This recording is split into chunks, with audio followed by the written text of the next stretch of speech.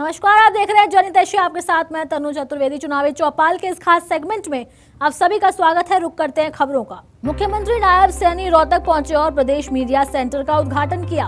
उद्घाटन समारोह के दौरान सैनी ने डॉक्टर मंगल सेन के चित्र पर पुष्प अर्पित कर दीप प्रज्वलित किया।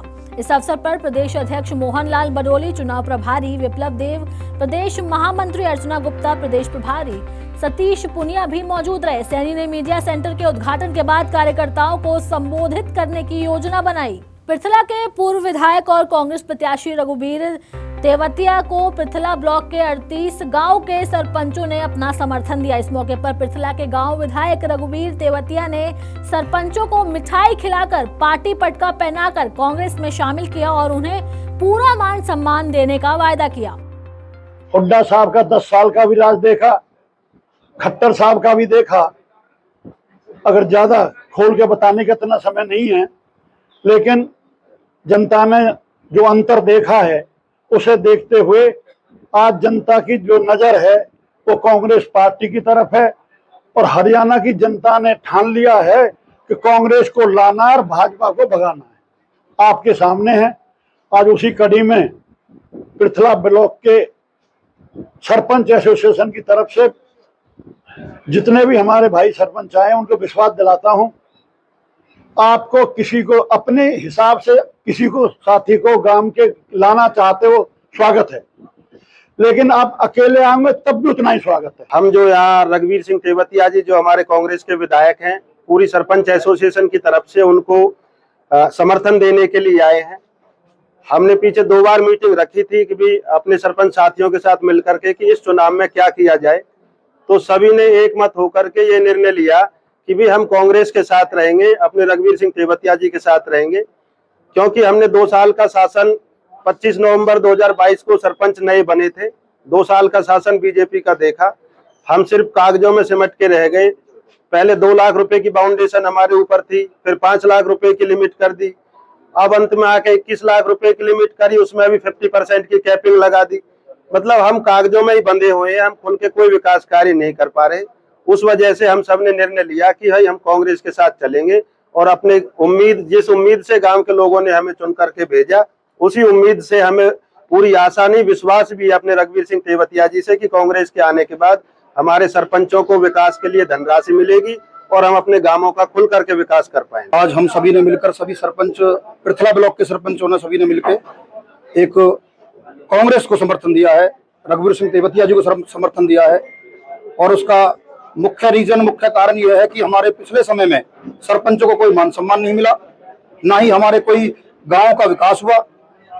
और इस बात को मद्देनजर रखते हुए हम ही सभी सरपंचों ने इकट्ठा होकर, हमारे प्रधान जी ने और पूरे सरपंचों ने इकट्ठा होकर यह निर्णय लिया है कि भाई हम पूरे जोर तोड़ से, पूरी ताकत के साथ में कांग्रेस को विजय बनाएंगे, रघुवीर सिंह तेवतिया जी को विजय बनाएंगे। रनिया विधानसभा क्षेत्र से इनेलो उम्मीदवार अर्जुन चौटाला ने कांग्रेस पर निशाना साधते हुए कहा है कि कांग्रेस में टिकट बंटवारे के बाद जो भगदड़ मची है उसके जिम्मेदार भूपेंद्र हुड्डा और उदय भान का सब कुछ किया कराया है।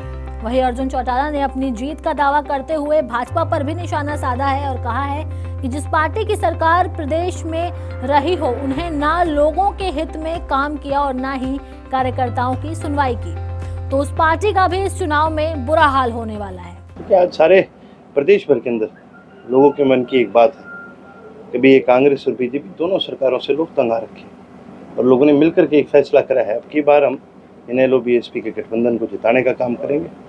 प्रदेश के अंदर जननायक चौधरी देवीलाल की विचारधारा की एक सरकार बनाने का काम करेंगे। बीएसपी से गठबंधन हुआ, हड़प्पा से गठबंधन हुआ, किस तरह देखते हैं? देखिए, चौधरी अभय सिंह जी ने जब बीएसपी के साथ गठबंधन हुआ था, उन्होंने उस समय भी कहा था कि हम और साथियों को भी जोड़ने का काम करेंगे। चौधरी अभय सिंह जी का काफिला दिन प्रतिदिन बड़ा होता जा रहा है और अभी तो और साथी ऐसे हैं जो चौधरी अभय सिंह जी को समर्थन भी देंगे। कांग्रेस के अध्यक्ष हैं हरियाणा के उदय भान जी, उन्होंने कहा कि कांग्रेस में जो टिकटें देरी से बांटी गई हैं, इसलिए बांटी गई कि कांग्रेस में भगदड़ ना मचे। भगदड़ के धनी तो उदय भान जी हैं, आए राम गया राम, इनके ही परिवार ने खिलवाया हरियाणा को। ये क्या बात करेंगे, इन्होंने तो भगाए हैं, भगदड़ मची नहीं, इन्होंने भगाए हैं। कार्यकर्ता का मान सम्मान नहीं होता तो कार्यकर्ता बुरा तो महसूस करता है। ये कांग्रेस के अंदर जो आज कांग्रेस का बुरा हाल हो रखा है, जो भगदड़ मच रही है, ये सारा भूपेंद्र सिंह हुड्डा और उदय भान के करा है। कांग्रेस दावा कर रही है कि सरकार बनाएंगे। नहीं बना सकते। जब कुमारी शैलजा जी से जैसे इतने बड़े गद्दार नेता को मान सम्मान नहीं दे सकते, ये आम कार्यकर्ता को क्या देंगे? आम कार्यकर्ता इनका आज इनसे रुष्ट है। जब आपका आम कार्यकर्ता आपसे रुष्ट होता है, आपके साथ नहीं जुड़ता कोई। बीजेपी की स्थिति कैसे देखते हैं? बीजेपी की इनसे भी माड़ी स्थिति है, बीजेपी की कांग्रेस से भी माड़ी स्थिति है, क्योंकि बीजेपी का राज होने के बावजूद भी ना इन्होंने आम जन लोगों का काम करा, ना किसी कार्यकर्ता की कहीं सुनवाई। क्या चुनावी मुद्दे लेकर चल रहे हैं? क्या आज कई बड़े मुद्दे हैं। नशा हरियाणा के जितने बॉर्डर के साथ लगते गांव है, बहुत बड़ा मुद्दा है। आज रोजगारी बहुत बड़ा मुद्दा है। हरियाणा में 40% से ज़्यादा बेरोजगारी है। ये कोई छोटी बात नहीं है। 40% का मतलब ये है कि युवा तो बेचारा सारा बेरोजगार आज बैठा है। इस करके हमारी एक प्राथमिकता रहेगी प्रदेश के अंदर एजुकेशन को, सेफ्टी को और एजुकेशन को आगे बढ़ाएं।